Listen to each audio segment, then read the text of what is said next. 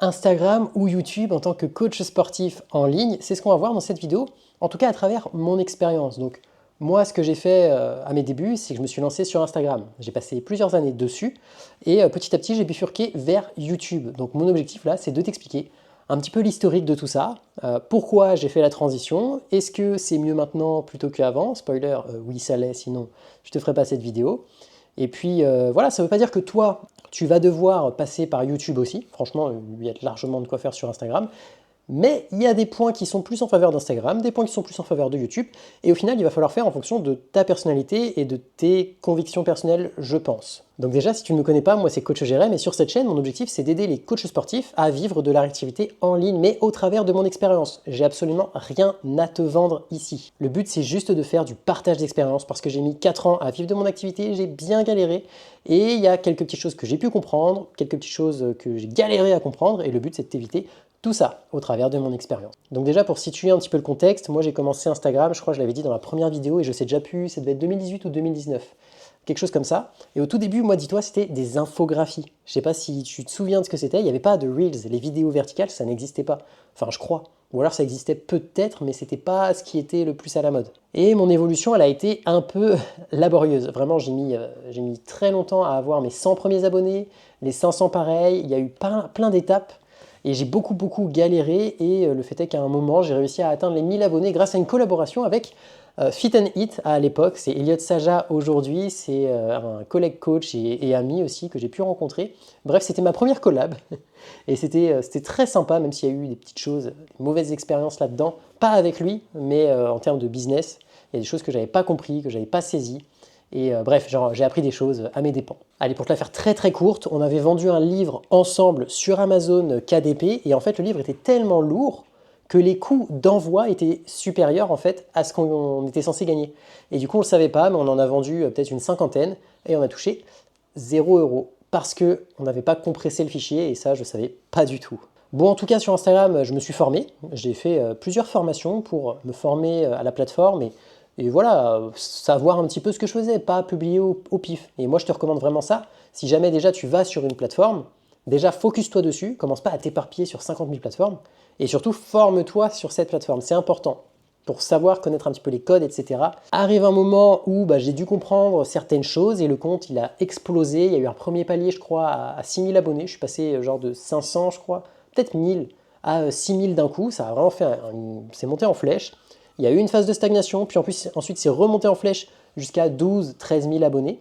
Et ensuite ça a stagné et puis ça a fini par descendre petit à petit. Et alors cette phase de régression, elle a été hyper longue, mais en fait c'est parce que j'ai fait pas mal d'erreurs. Déjà, peu importe sur quelle plateforme tu te lances, il y a une chose que tu dois absolument comprendre, c'est que tu dois absolument nicher, voire te nicher dans une niche. Moi par exemple sur ma chaîne principale, et ça c'est ce que j'avais commencé à faire au tout début, puis ensuite j'ai divagué, pour y revenir ensuite, du coup tous les abonnés que j'ai eus, ils n'étaient pas intéressés par cette niche, et du coup voilà, c'est pour ça que j'ai fait pas mal d'erreurs sur Instagram. Et pour t'illustrer le fait que cette niche est hyper importante, il y a mon chat qui fait n'importe quoi, c'est le quart d'heure de folie, et moi je suis allé dans le sport à domicile, ok, le sport à la maison, et j'ai reniché ensuite en me concentrant sur les élastiques de musculation. C'est très spécifique, il y a très peu de coachs qui se spécialisent là-dedans. Et moi, ça me convient parfaitement parce que c'est un outil que j'utilise depuis très longtemps, sur lequel je me suis beaucoup formé et que j'adore exploiter, tester des paramètres, des setups d'exercices. Bref, c'est quelque chose qui me plaît. Donc ça, c'est une autre chose aussi, il faut que ça te plaise. Mais voilà, tu vois, j'ai une niche dans une niche et c'est le fait de m'être concentré sur cette niche de niche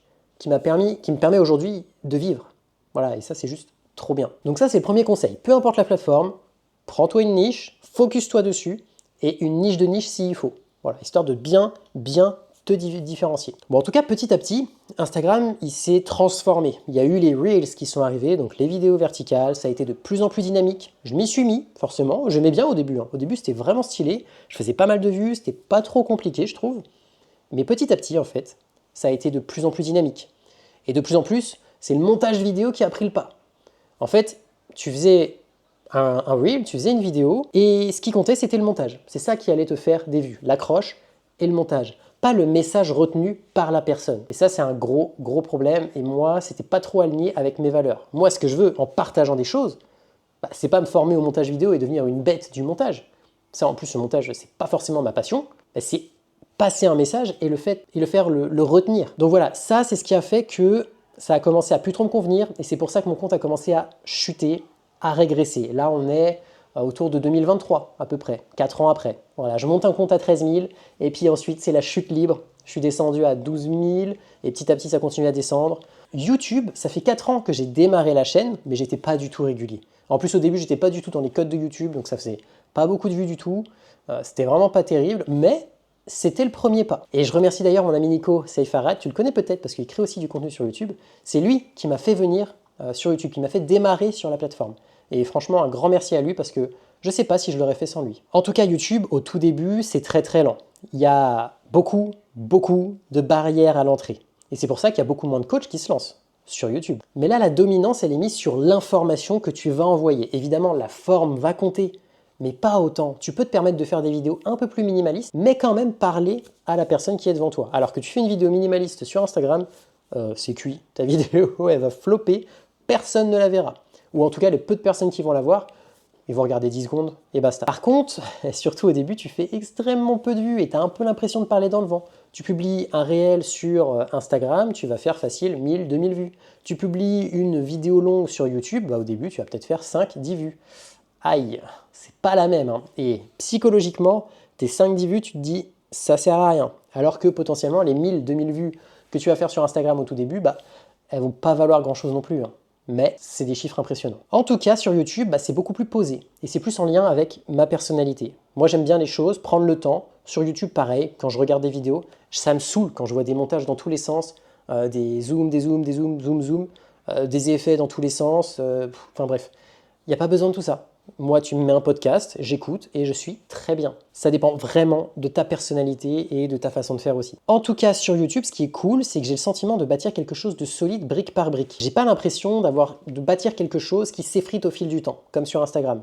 C'était le cas, hein. Dès qu'il y a un changement d'algorithme, tu es obligé de t'adapter derrière. Et si tu le fais pas, bah, tes vues diminuent à fond, ton mental il en prend un coup. Le lendemain, il faut que tu refasses des vidéos et tu es en mode purée, je sais pas ce qui se passe, je sais pas si je vais réussir à refaire une vidéo qui va marcher.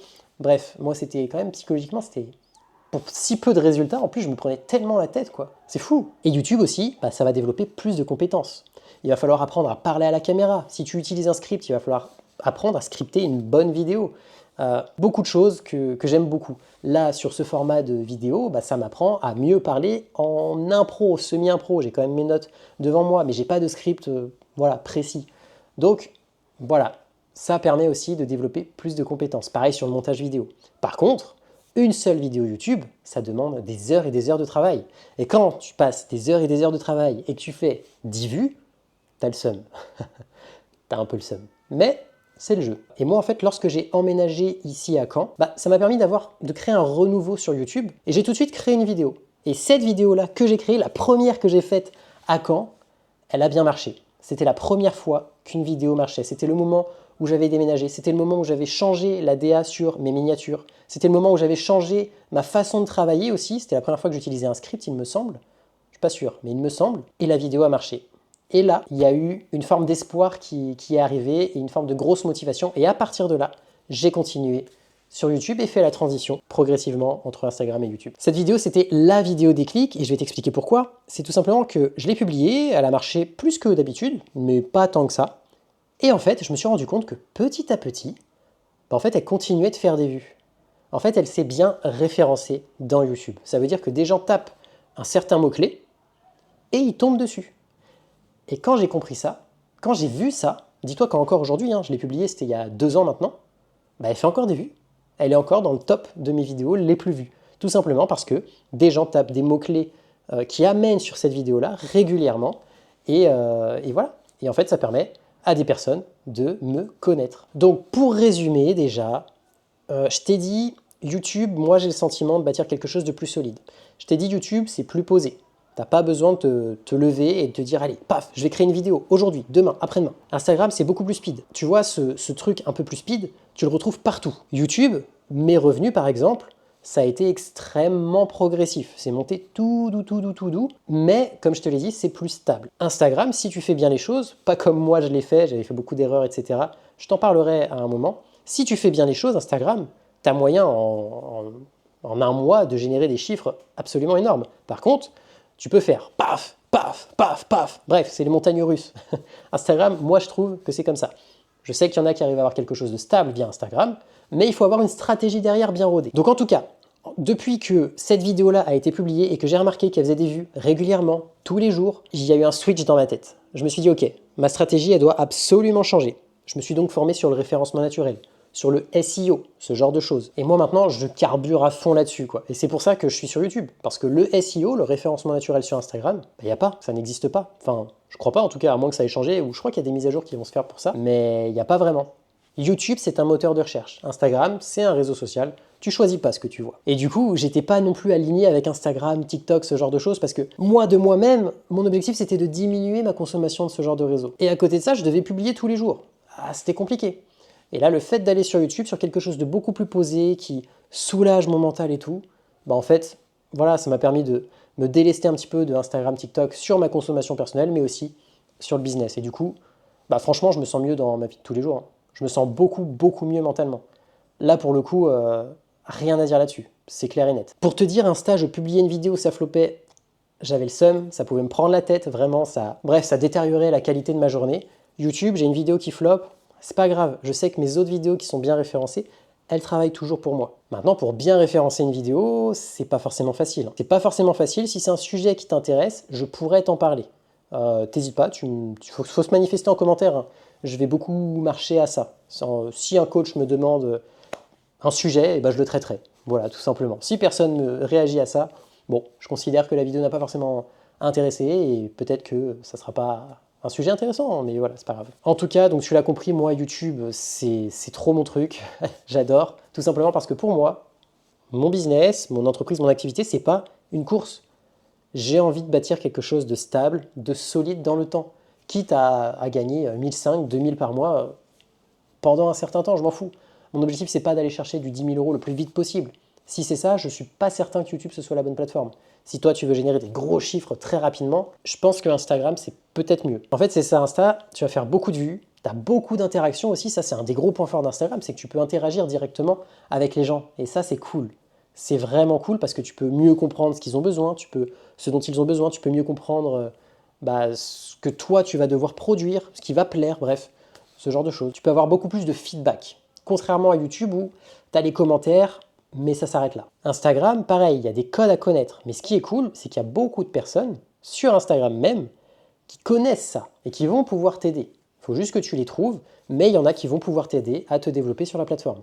Je trouve qu'il y en a plus sur Instagram que sur YouTube d'ailleurs. Insta, tu as zéro barrière à l'entrée. Pour se lancer, pour apprendre le montage vidéo, pour vaincre cette peur de la caméra, c'est parfait aussi. Vraiment, Instagram, c'est trop bien. Tu crées un compte, tu crées ta vidéo, tu publies, hop, c'est fini. YouTube aussi en soi, mais tu vas pas faire de vues au début. Voilà, si tu fais rapidement, tu ne feras pas de vues. Insta, tu peux en faire. Donc, bon, c'est ça qui est cool. Mais du coup, étant donné qu'il y a zéro barrière à l'entrée, que font les coachs qui veulent se lancer en ligne? Bah, ils vont sur Insta. Et c'est pour ça que moi, je suis content aussi d'être allé sur YouTube, d'avoir fait ce choix-là, parce que il y a des coachs, hein, il y en a quand même pas mal qui se lancent, etc. Mais je trouve que c'est beaucoup moins concurrentiel, en tout cas à ce niveau-là. Et en fait, je me sens mieux. Insta, comme je te disais, si tu veux faire des gros chiffres rapidement et que tu connais les stratégies, tu sais ce qu'il faut faire, bah franchement, ça peut être un super réseau, hein. Ça peut être un super réseau et derrière, tu peux très bien réunir les gens sur un autre canal, genre Telegram, genre tes mails. Et là, ça te permet de faire du contenu un peu plus posé, un peu plus chill. Mais au moins, tu as sorti les gens d'Instagram et tu les as sur quelque chose d'un peu plus stable. Et ça, c'est cool aussi. C'est une bonne stratégie à faire, chose que je n'ai pas faite à mes tout débuts. Et je pense que j'aurais pu vivre de mon activité bien plus rapidement si j'avais mis en place ce système-là. Alors, si tu as la personnalité pour Instagram, de ce côté-là, franchement, fonce, tu peux avoir de super résultats.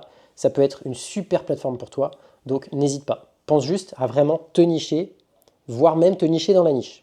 Comme je te disais. Par exemple, une niche dans la niche, ça peut être, l'autre jour, je voyais un coach qui s'occupait des papas avec kettlebell. Donc le but, c'était de remettre en forme des papas, et la méthode sur laquelle il se base, ce sont les kettlebells.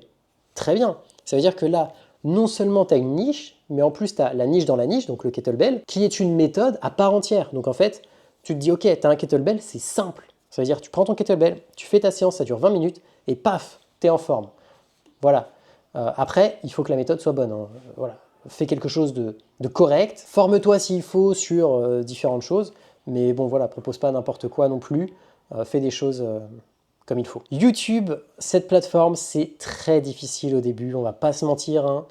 C'est très dur de rester motivé aussi quand tu vois les chiffres qui sont nazes au début, on va pas se mentir, à moins que tu fasses des bangers dès le début, hein. Ça se peut aussi, il y en a qui font ça, et en quelques vidéos seulement, ils font énormément de vues et ils ont beaucoup d'abonnés directs. Par contre, attention, parce que si tu fais ça, bah, tu vas te mettre la pression tout seul. Tu vas te dire, purée, la prochaine vidéo, elle doit être aussi bien, elle doit être mieux.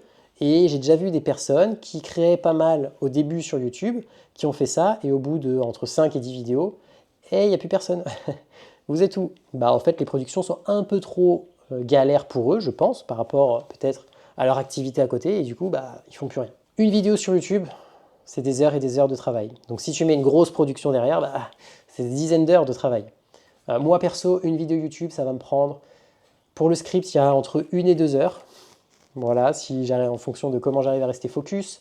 Ensuite, il y a le montage, ça peut prendre entre 20 et 1 heure, 1 h 30, ça dépend s'il y a beaucoup de plans à faire à côté, des exercices à tourner, etc. Ensuite, il faut faire le montage et publier le tout, faire la miniature. Donc tu vois, c'est tout de suite beaucoup, beaucoup de temps. Le montage, c'est ce qui va prendre le plus de temps et ça peut être entre 2 et 4 heures facile. Pour mes vidéos, ouais, je pense que 4 heures, ça peut être le max. Sauf si je fais une grosse vidéo, un peu plus compliquée. Le retour sur investissement de YouTube au début, c'est ridicule, bien évidemment. Sauf comme je te disais, si tu trouves le bon filon. Mais franchement, si toi, tu as plutôt une vision long terme, que tu sais où tu vas, que tu as bien défini ta niche de niche, que tu as bien défini ta stratégie de contenu, YouTube, ça peut être excellent. Comme je te disais, tu vas prendre une brique par une brique et tu vas vraiment mettre la bonne couche de ciment. Tu vas les lier et tu vas faire ça. Ça va être très long, mais tu vas construire des bases de ouf. Insta, tu vas prendre 10 briques d'un coup, tu vas mettre un peu de ciment, tu vas faire ch'tac, allez, on passe à la suite, tac, tac, ch'tac. Et si c'est mal fait, au bout d'un moment, ça s'effondre. Voilà. C'est un peu comme ça, moi, que je vois les choses. Et je pense que c'est une bonne image que je t'ai donnée. Le seul truc aussi, enfin, le truc qui peut être un peu galère aussi avec YouTube, c'est que si toi, tu es convaincu que ton truc fonctionne, que ton concept va marcher, et que tu es persuadé de ça, que tu t'acharnes des mois et des mois sur ça, mais qu'en fait, les gens, bah, ils accrochent pas du tout à ton concept, à ton truc, mais que toi, tu es convaincu qu'ils vont le faire, ça peut être long de te rendre compte que tu es en train de faire un truc qui ne plaît pas en fait. Écoute, voilà, c'est le problème, quand je mets des bullet points, j'ai l'impression que je vais dans tous les sens, je sais pas si j'ai été clair sur ce que je voulais dire sur le message. En tout cas, je t'ai partagé mes retours d'expérience, à la fois sur Instagram, à la fois sur YouTube. Pour un coach sportif, qu'est-ce qui est le mieux? Il n'y a pas de mieux, comme je te disais. Instagram, si tu as une personnalité beaucoup plus rentre dedans, beaucoup plus rapide, tu as envie que ça aille vite, Instagram.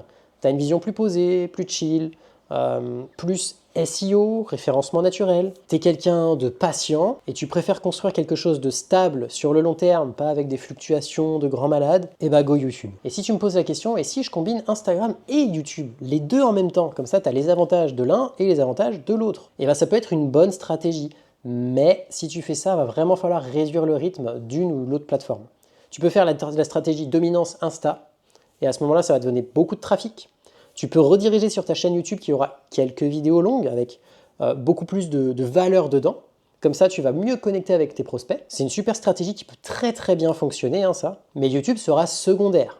Le but, ça ne sera pas de te développer dessus. Ça sera juste d'envoyer les gens d'Instagram vers YouTube pour qu'ils prennent plus confiance en toi et qu'ils chopent un max de valeur de ta part. Et tu peux faire l'inverse, stratégie majoritairement YouTube, rediriger vers Insta pour discuter avec les personnes et pourquoi pas faire un appel avec eux ou leur vendre tes services. Tu peux faire dans ce sens-là, mais à mon sens, surtout si tu démarres, faire les deux plateformes à fond, c'est une grosse galère. C'est une grosse galère, tu vas jamais t'en sortir. Je faisais ça hein, au début, j'ai essayé, j'ai jamais réussi à maintenir le cap. Écoute, c'est tout pour cette vidéo, j'espère que le sujet t'a plu, j'espère que j'ai réussi à te garder jusque-là, sachant que j'ai l'impression d'être parti dans tous les sens. Mais bon, c'est un bon exercice, je verrai au montage ce que ça donne. Moi je te dis à la prochaine, bye bye.